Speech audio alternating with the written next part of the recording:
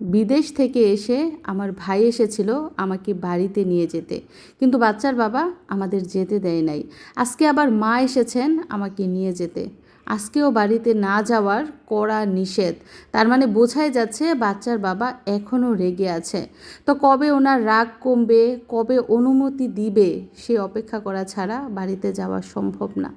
আসসালামু আলাইকুম, আরও একটা নতুন ভিডিওতে আপনাদের স্বাগত। তো আজকে আমার মা আসবেন আমাদেরকে নিয়ে যেতে, এসে আমার শাশুড়ির সাথে কথা বলবেন, সাথে মিশারির আব্বুর সাথেও কথা বলবে। তবে এখন আমাকে বাড়িতে না দেওয়ার সম্ভাবনাটাই বেশি, কারণ মিশারির আব্বু এখনও রেগে আছে।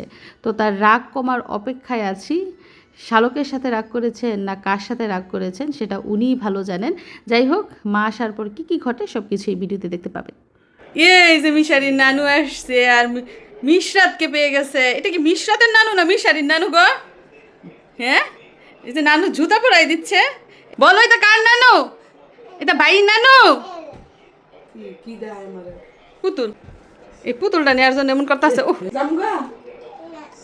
না বলে আমি যাইগা আয়ো যাইগা আয়ো বাইরে যাই ওই হান্দা ঘুরতে যাই কই তো ঘুরি ঘুরতে যাই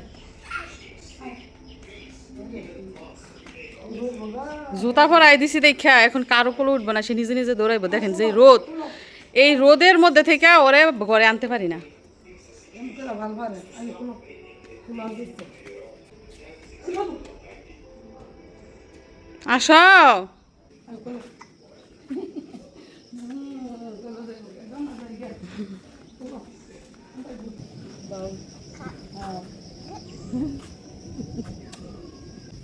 এখন মার ছেলে আর ছেলের বউ যে বাড়িতে আসছে, আপনাদের রাগ কমছে নি?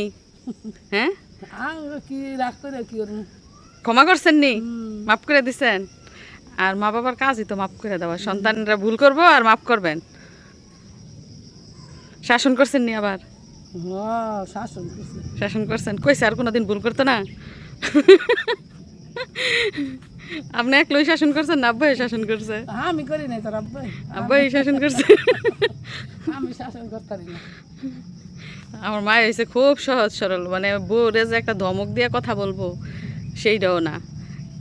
যদি দুই একটা কথা বলে আব্বাই শাসন করে, কিন্তু মায়ে শাসন করতে পারে না। মার মতো সাদা সিধা সহজ সরল শাশুড়ি নিয়ে যদি কোনো ছেলের বউ না খাইতে পারে, দুনিয়ার কোথাও খাইতে পারবো না। বউরে কিচ্ছু বলে না, কোনো খাইতে লইলে খাওয়াই সমস্যা নাই, ফিন্দায় সমস্যা নাই, কোনো দিন কোনো কিছু নিয়ে আপত্তি করে না। নিজে রান্না বান্না কইরা বউরে খাওয়ায়।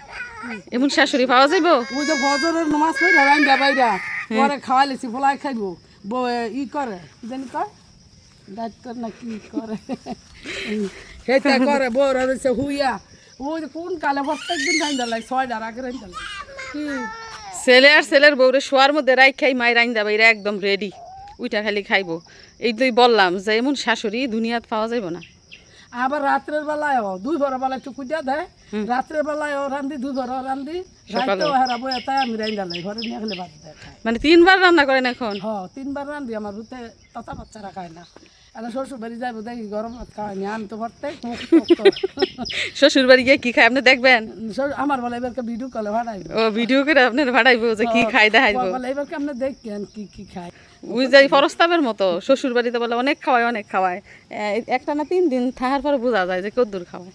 আল্লাহ আমারে কয় এবারকে কইলাম 2 মাসের সফরে যাম, এখন তো কক্সবাজার যাম গা, পরে আমি ইও যাম গা এই কি জানি কুমিল্লা বরিশাল কত কথা যে কয় কি জানি কয় আবার এই যে আমদানি কোন দেশে রাজশাহী যাম গা, এরপরে না ইও চিটাগাং যাম গা। আমি তুই যা ঘুরে আইগা সব দেশে ঘুরবো, কিন্তু এবার করবো আমার খোঁজ খবর রাখেন না, আমি এবার যাম অনেক দূরে। এবার আল্লাহর নামে ছাইরা দেন, এটা যে দূর যাইতারে যে যাইতারে কক্সবাজার চিটাগাং বরিশাল রাজশাহী যেন যাইতারে। তো এইটাই হয়েছে গিয়া কথা। বাড়িতে ছেলে আর ছেলের বউ আসার পর মার আব্বার যেই রাগ ছিল ওই রাগটা কিছুটা কমছে, মানে একটু শাসন করছে আর কি। বাড়িতে আসার পর শাসন করছে, করার পর তারাও মাপ চাইছে। না, তারা মাপ চাইছে, কোনো দিন আর ভুল করবো না। অনুতপ্ত হয়েছে কিনা জানি না, নাকি মুখের ঠেলায় বলছে, তবে মাপ চাইছে। পরে মা আর আব্বা ক্ষমা করে দিছে, তাদেরকে বাড়িতে আসতে দিচ্ছে, থাকতেছে, খাইতেছে, এখন ভালোই চলাফেরা করতেছে। তবে মার একটু কাজের চাপ বাড়লো আর কি।